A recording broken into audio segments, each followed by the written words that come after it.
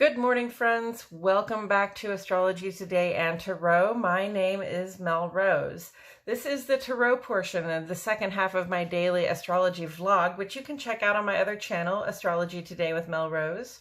Over there, you can find a description of the day's astrological aspects. Here, I'm going to discuss the tarot card that sits on the side of the page, and then I'll play another card that, given the context of today's astrology, may just give us something to think about.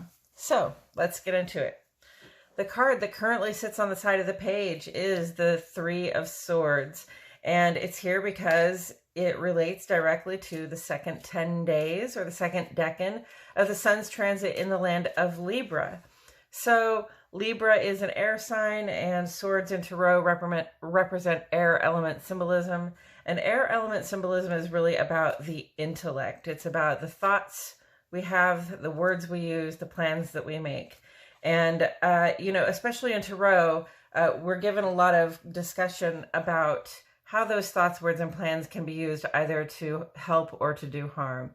So here we come to the Three of Swords, and clearly some thoughts, plans, and words have been used to do somebody some harm. And man, that's a terrible feeling. That dark and cloudy sky, that gray, dismal background, the rain coming down, it just feels cold and it feels sort of bereft, right? Like just completely emptied or, full of swords. So that's a heartbreak, obviously, that somebody has used their words against you in some way or used their communication against you. The internet comes up for me a lot with swords because this is a lot of where our communications are based at this time. So somebody can use your words against you. They can use their words against you. They can say things to mess with your reputation, to mess with other people's opinion of you. And, or they can just say things to be downright hurtful, whether they intend to or not. And it's a wounding that you don't come back from very quickly, okay? It's a pain that should cause you to understand that that person is not your friend. That people would treat you who would treat you that way once will treat you that way again, right? So if you don't like feeling this way, it's time to walk away from that friendship. And then, take the time to mourn, to feel the pain, but also take some time to examine the things that were said, the things that were done, how you were misrepresented, and notice how little of it actually has anything to do with who you are, so that, you can relax a little bit and start to pull these swords out of your heart so you can mend it and come back stronger and more capable of connection with more trustworthy people. Okay, and with all of that said, oh, we got the moon. Okay, so the moon is a major arcana card. Let's see.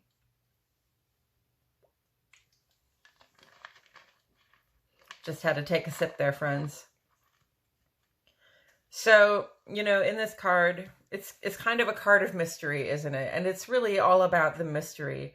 A lot of it is about the mystery of our insides, and then a lot of it is about the mystery of what's outside what we can understand, right? Because there are limits.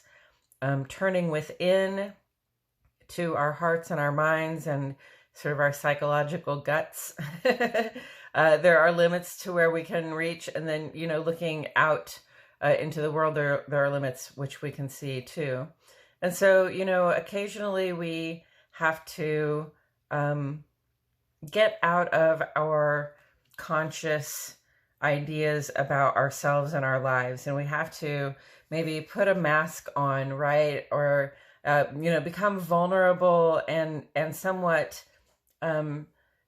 less self-conscious in some way, so that we can explore these mysteries, especially when it comes to what's in the psyche, in terms of our fears and our insecurities that arise. It's important, I think, to explore those so that we can sort of give ourselves guidance or gain guidance as to how to clear those shadows, clean the clutter, the sort of the psychic garbage and rubble that gets built up in the corners of the depths of our psyche from the bad experiences we've had in the past, right?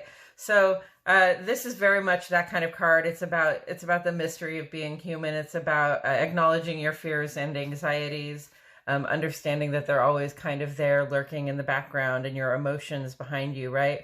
But that there is a good time and a good place. Look at that nice full moon, right?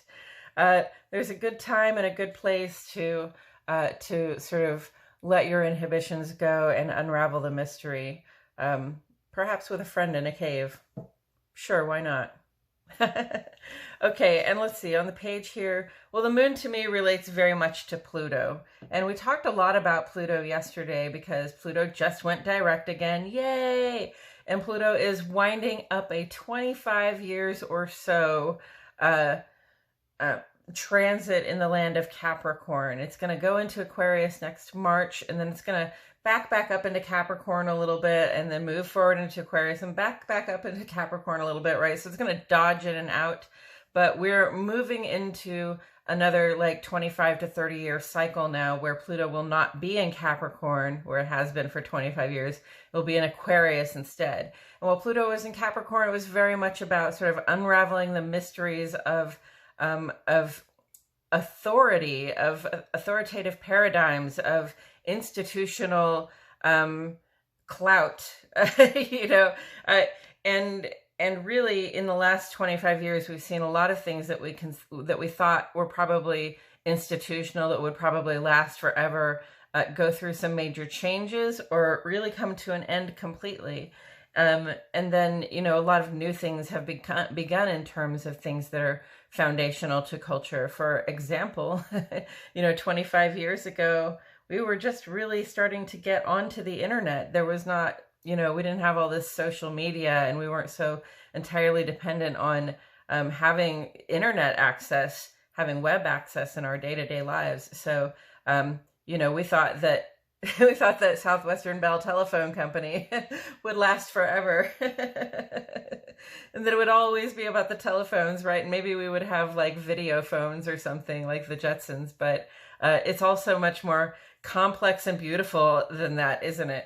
So, yes, the transformations we've been through, some of them have felt terrible. Some of them have been great. Sometimes, you know, a lot of what we have you know, called into our existence has brought us forward it would seem like it's brought us forward as a human species, but somehow it doesn't seem as though we're getting much better. And I think that's because of a lack of personal examination a lot of the time. Okay, so the moon is about doing personal examination. Pluto just went direct. It's still in that shadow. So this is a good time to be actually doing a little bit of personal introspection about the fears and anxieties that that have come up for you, especially during this last several months of retrograde, this 6 months of retrograde in Pluto, Pluto retrograde in Capricorn. What kind of fears and insecurities have arisen, and what have we done to cope with them, and what, you know, like what are we doing to sort of help ourselves learn a little bit more about the mystery of our intuitive depths without being, you know, which is part of which is also learning how to not allow our fears and insecurities to rule us when we're there. Okay. Taken together with the Three of Swords. I mean, in a couple of different ways, these are sort of deep, dark places. Okay. Like that heartbreak is real when somebody has pierced you with their thoughts, their plans, their words. They've hurt you to your core. That is a dark and cold place. And it will send you within. It will cause you to sort of question yourself, you know, to sort of question the mystery of like, how did I get treated this way? What was it about me that caused this person to hurt me, right? Whether they meant to or not. So, you know, the moon is the reminder that there's some introspection that goes into healing. Okay. So, you know, if somebody hurts you, it's not your fault that they hurt you, right? But that doesn't mean that we can't look back on our own behavior and see what we might have done to let somebody think that was okay, right? Or, just to see what we might have done in the past to put ourselves in a vulnerable position where somebody would find it so easy to hurt us, right?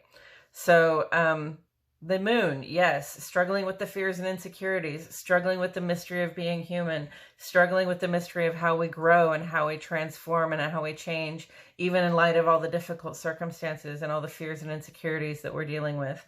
That's what we're doing right now, especially with Pluto going direct. And, we've got this full moon. So again, it's a very celebration time, but it's also kind of an introspective time. And it's a time to sort of, think about where we've been and what we've done so far, and also who we want to be going forward. Okay, I hope that was clear. My name is Mel Rose. Thank you so much for being here today. And I got it all out of order, but I think that's all I have to say. I hope you all have a great day. Thank you for joining me. I'll see you all back here tomorrow for more Astrology Today and Tarot. Yeah, those are the words.